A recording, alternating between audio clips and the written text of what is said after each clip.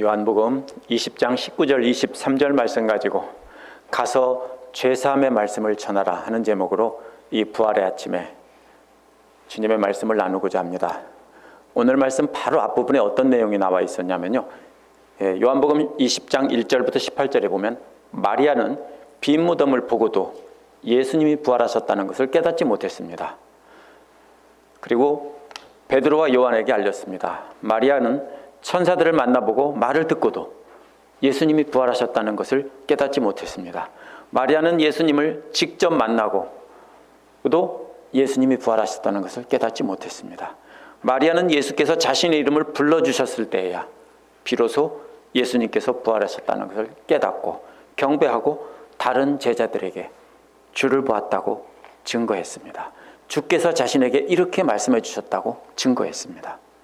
이제 오늘 말씀에서는요, 마리아가 부활하신 주님을 보았다고 했는데도 믿지 못하는 남자 제자들이 등장합니다. 그런데 이 남자 제자들은 마리아보다 한술 더 뜹니다. 예수님께서 나타나셔서 평강이 있으라고 말씀하셨는데도 믿지 않습니다. 언제 믿느냐면 답답하니까 예수님께서 손과 옆구리를 보여주고 나서야, 그걸 보고 나서야 그제서야 믿습니다. 이렇게 부활의 증거를 보여주신 예수님께서는 이런 제자들을 세상에 보내시며 그들에게 죄사함의 권세를 가진 말씀을 전하는 능력을 주셨습니다. 부활의 주님께서 오늘 우리에게도 동일하게 말씀 전하는 능력을 주셨습니다. 이 능력을 받은 우리가 어떻게 세상에 나가서 죄사함의 말씀을 전할지 알아보도록 하겠습니다. 19절에서 20절에 보면 부활의 증거를 보여주시는 우리 예수님이 나옵니다. 이제 안식 후 첫날 저녁 때가 되었습니다. 아침에는 마리아에게 보이셨는데 예수님은 이제 제자들은 그날 아침에 마리아가 주님을 봤고 또 주님께서 이렇게 말씀하셨다라고 제자들한테 아침에 이야기했습니다. 심지어는 베드로와 요한은 마리아 말을 듣고 빈 무덤을 확인하고도 믿지 않았습니다. 그런데 다른 제자는 보고 믿었다라고 했는데 역시 믿었다는 게 아니라 뭐라고 했습니까? 무덤이 비었고 시체가 사라졌다는 것을 믿었지 예수님이 부활하셨다는 것을 믿은 것은 아닙니다. 그렇기 때문에 예수님 부활하셨다는 말을 듣고도 제자들은 문을 걸어 잠그고 두려워서 한 곳에 모여서 떨고 있었습니다. 이렇게 제자들은 부활의 증거를 보고도 아무도 믿지 않았습니다. 제자들은 유대인들이 두려웠기 때문이라고 요한은 설명합니다. 제자들의 우두머리인 예수님을 잡아 죽인 유대교 지도자들은 이제 제자들도 잡아 죽이려고 하고 있었습니다. 잔당을 완전히 소탕해야 조용해질 것이기 때문에 이제 잡아 죽이려고 하고 있습니다. 그래서 제자들은 한 곳에 모여서 문을 닫고 두려움에 떨고 있었습니다. 이렇게 두려움에 사로잡혀 있었기 때문에 마리아가 하는 말이 귀에 안 들어왔는지도 모릅니다. 그러나 문을 닫았다는 말의 초점은 제자들이 두려워 떨며 믿지 않았다는 것에 있지 않습니다. 문을 닫고 있었다는 말은 부활하신 예수님께서 어떤 분이셨는지를 증거하고 있는 것입니다. 머리수건과 수의를 그대로 통과하신 예수님, 잠긴 문도 그대로 통과하셨다는 뜻입니다. 이는 부활하신 예수님의 몸에 놀라운 속성을 강조하고 있는 것입니다. 잠긴 문도 통과하신 예수님께서 제자들에게 오셨습니다. 그리고 그들 가운데 서셨습니다. 누가복음 6장 8절에서 가운데 선다는 말이 나오는데 예수께서 손 마른 사람을 가운데 세우시고 능력을 보여주시는 장면에서 나옵니다. 마찬가지로 이번에는 예수님께서 직접 가운데 서셨습니다. 무슨 뜻입니까? 역시 부활의 증거, 놀라운 하나님의 능력을 직접 보여주시려는 것입니다. 그들 가운데 서신 예수께서는 너희에게 평강이 있으라 하고 말씀하셨습니다. 평화라는 말은 샬롬인데요, 본래 이스라엘 사람들이 쓰던 인사말입니다. 그런데 이것은 단순히 인사말이 아닙니다. 두려워 떨고 있는 제자들에게 너희들에게 평화가 있으라. 무슨 말입니까? 너희들 마음에 있는 두려움이 사라지고 마음이 평안해지라, 이런 뜻입니다. 이는 부활의 증거를 보고 이제 두려워하지 말고 마음의 평화를 얻으라는 말입니다. 예레미야를 보면 예수께서 말씀하신 평화의 뜻을 좀 더 정확하게 알 수 있습니다. 예레미야 28장에 보면 하나냐라는 예언자가 하나님께서 바벨론 왕을 꺾고 잡혀간 포로를 돌아오게 하실 것이다 라고 예언합니다. 이를 들은 예레미야가 뭐라고 합니까? 그러면 오죽이나 좋겠냐 라며 28장 9절에서 평화를 예언하는 선지자는 그 예언자의 말이 응한 후에야 진실로 그가 여호와께서 보내신 선지자인 줄 알리라 라고 했습니다. 따라서 예수께서 말씀하신 평화는 하나님께서 주시는 진정한 평화입니다. 하나냐도 평화를 예언했지만 그것은 거짓 평화였습니다. 이루어지지 않았기 때문입니다. 예레미야가 말하는 평화는 죄로 말미암아 바벨론 포로가 되어 끌려갔던 사람들이 다시 돌아와서 회복되는 것입니다. 다시 하나님과의 평화의 관계가 된 것입니다. 마찬가지로 예수님께서도 죄의 포로가 되어서 잡혀간 사람들이 다시 하나님 앞에 돌아와서 이제 하나님과 다시 평화의 관계를 회복한 것입니다. 이것이 바로 종말론적인 하나님 나라가 동이튼 것입니다. 이제 하나님께서는 제자들에게 돌아와서 제자들과 함께 하신다는 것입니다. 그것이 바로 십자가에서 죽으시고 부활하신 예수께서 제자들 가운데서 외치시는 평화의 의미입니다. 아담과 하와의 죄로 말미암아 끊어졌던 그 관계가 이제 예수님이 평화가 있으라 라는 말씀으로 다시 회복시키셨다는 말입니다. 그러나 제자들은 부활하신 예수님께서 가운데 서셔서 하나님의 능력을 증거하며 평화를 선포하셨는데 다 듣고도 믿지 않았습니다. 그래서 20절에서는 예수께서 두 손과 옆구리를 보여주신 겁니다. 두 손은 무슨 증거입니까? 못이 박혔던 증거입니다. 옆구리는 창에 찔린 흔적입니다.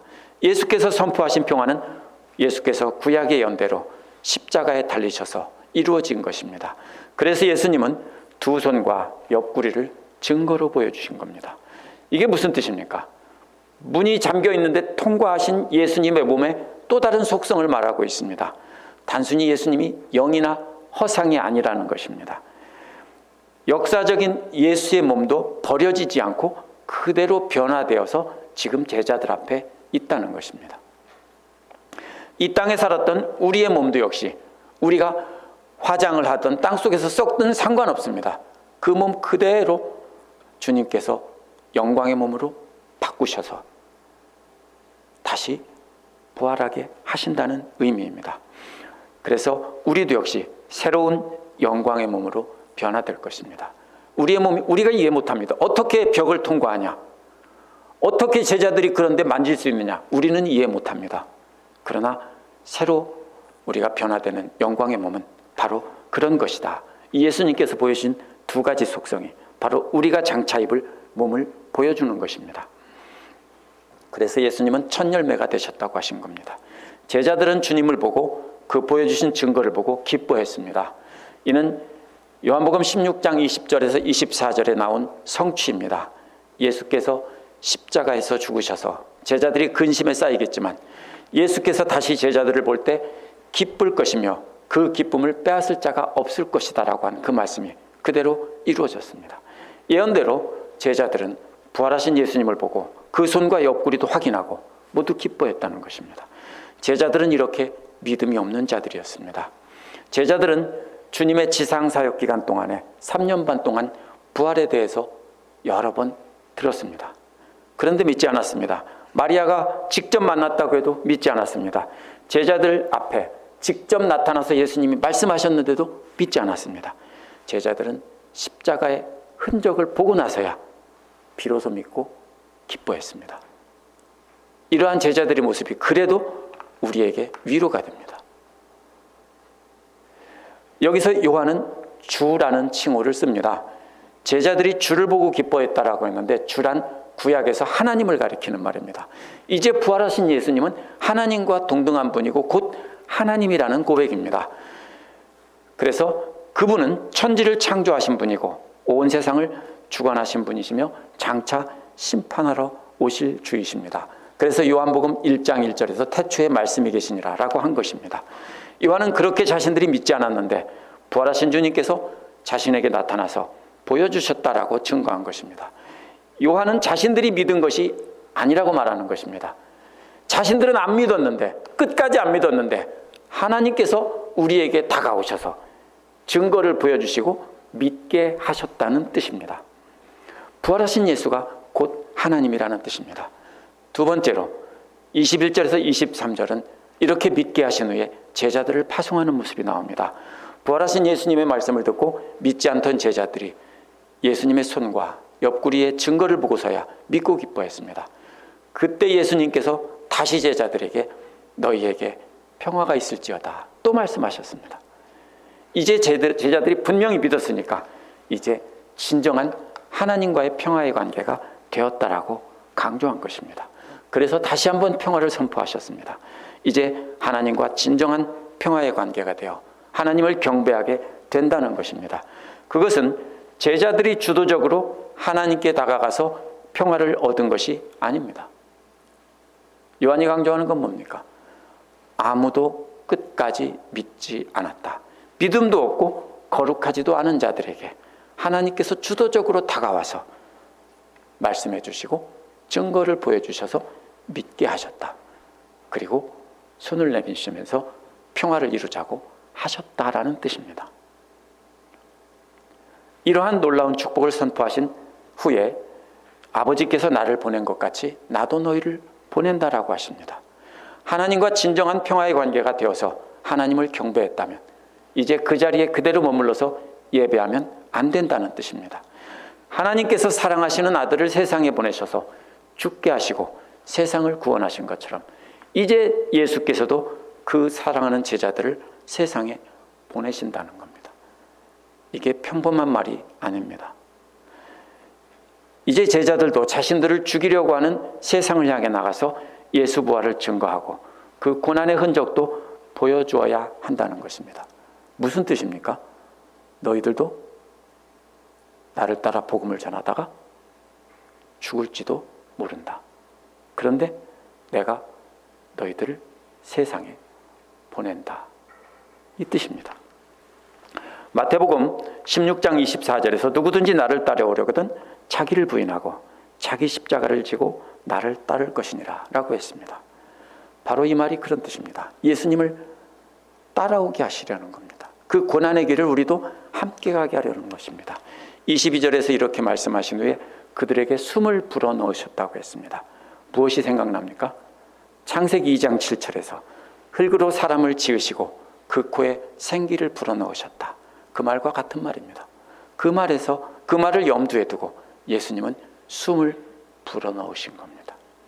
예수님은 이제 제자들을 새롭게 만드시고 그 코에 생기를 불어넣으셔서 새 생명이 되게 하셨습니다.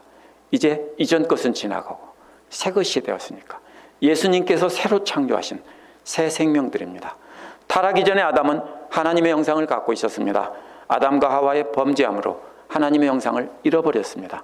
그런데 부활하신 예수께서 이제 그들을 새롭게 다시 만들어주시고 마지막으로 그 코에 생기를 불어넣으시고 하나님의 형상을 회복되게 하신 장면입니다. 이는 마치 에스겔 37장에서 골짜기에 가득한 뼈들에게 에스겔이 하나님 말씀을 전할 때 뼈들이 연결되고 힘줄이 생기고 살이 뒤덮인 것과 같습니다. 그러나 아직 생기는 불어넣지 않았습니다. 그래서 37장 9절 10절에서 여호와께서 말씀하신 대로 에스겔이 하나님 대신 여호와의 말씀을 전하니까 생기가 그들에게 들어가서 살아났고 큰 군대가 되었다라고 했습니다. 제자들도 아무리 들어도 믿지 않을 때는 골짜기의 마른 뼈들과 같았습니다.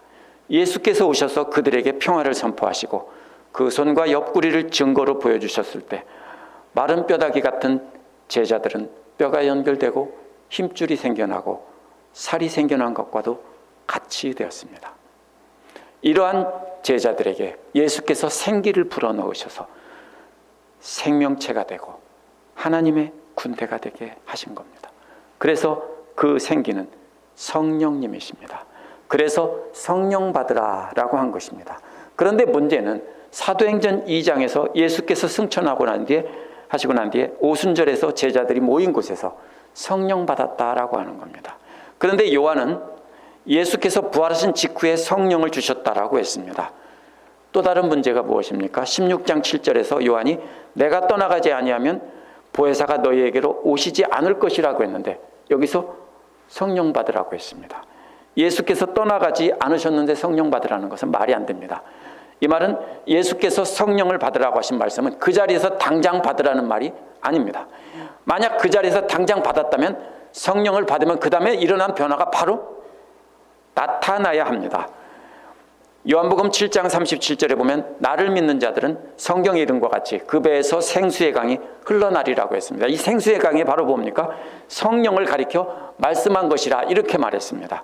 그렇다면 성령 받은 제자들의 배에서도 생수의 강이 흘러 나왔어야 합니다. 성령을 받았다면 제자들이 잠근 문을 열고 나가서 다른 사람들에게 나가서 예수 그리스도의 부활을 알리고 생수와 같은 성령이 다른 사람들에게 흘러가게 했어야 합니다. 예수께서 제자들을 세상에 보내신다고 했기 때문입니다. 하지만 26절에 보면 일주일 후에도 제자들은 여전히 문을 잠그고 안에 숨어 있었습니다. 성령을 받고 세상으로 보내심을 받았는데 계속 숨어 있다는 말은 말이 되지 않습니다. 그렇다면 예수께서 아버지께서 예수를 보낸 것처럼 나도 너희를 보낸다라고 선포하신 것이지 지금 당장 나가라는 뜻이 아닙니다. 그래서 성령 받으면 나가는 것입니다. 그래서 앞으로 제자들이 성령 받고 세상으로 보내심을 받을 것이다, 이런 뜻입니다.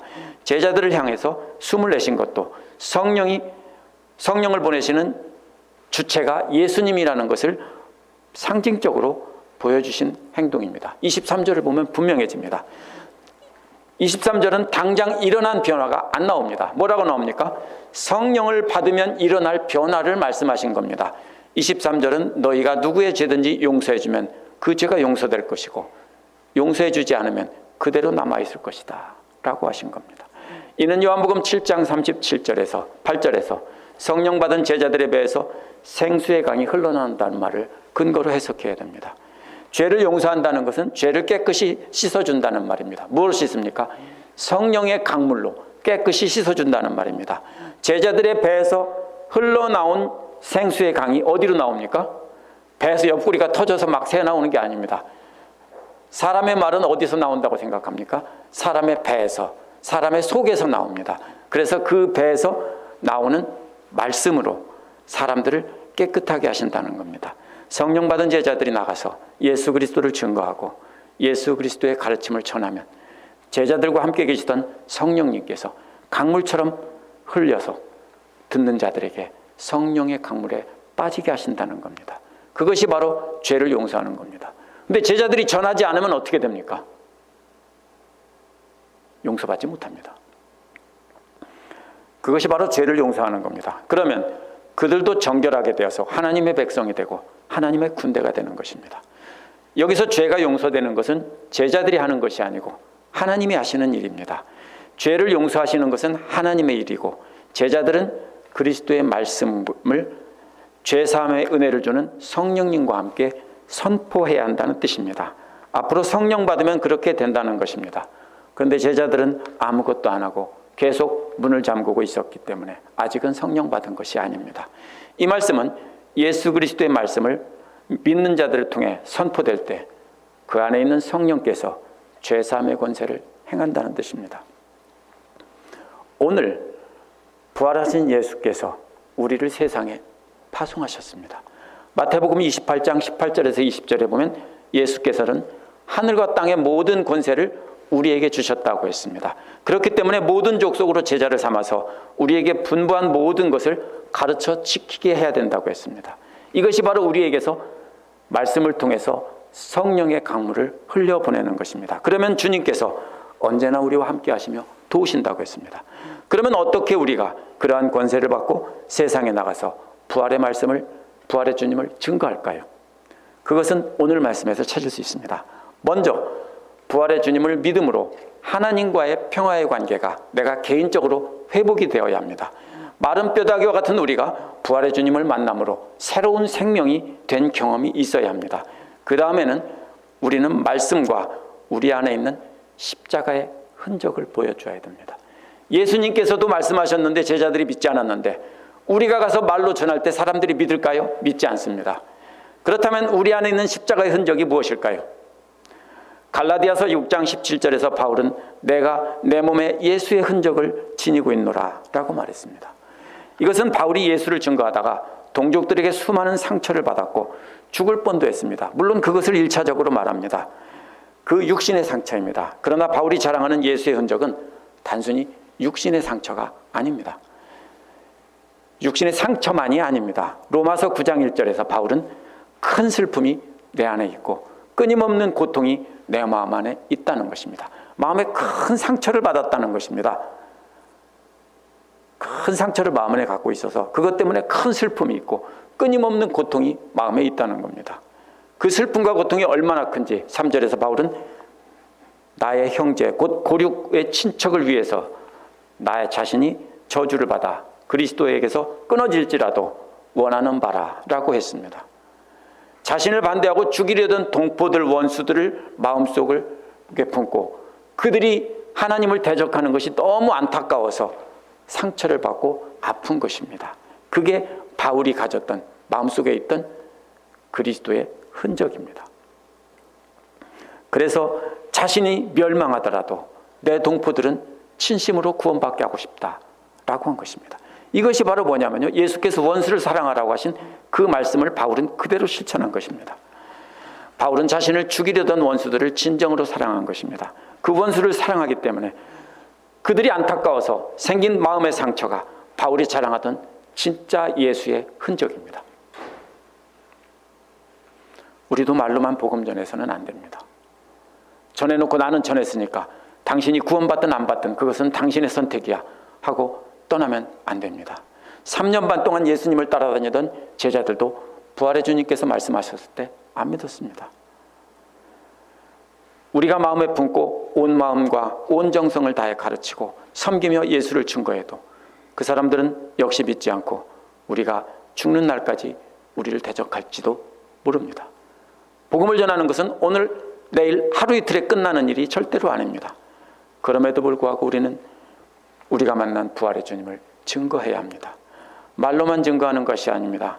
나는 그리스도에게서 끊어지더라도 나를 대적하고 내게 상처를 주고 나를 죽이려고 하는 그 사람들은 구원받게 해달라는 마음을 가지고 증거해야 합니다. 그러나 그 상처는 내가 널 이렇게 사랑하는데 내가 너 때문에 이렇게 아파하고 보여줄 수 있는 것이 아닙니다. 그러면 좋겠죠. 내가 너 때문에 이렇게 아파.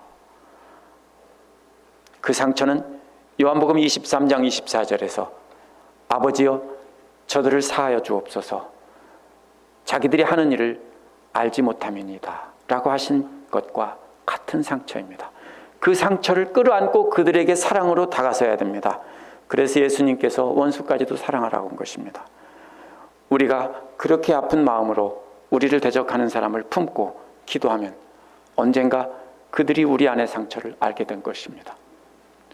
금방 되면 좋겠지만 많은 경우에는 죽은 뒤에 그것이 알려졌다고 하는 예가 많이 있습니다. 죽는 날까지 그냥 마음에 품고 기도하다가 그냥 죽었더라. 이게 대부분 기독교인들의 스토리입니다.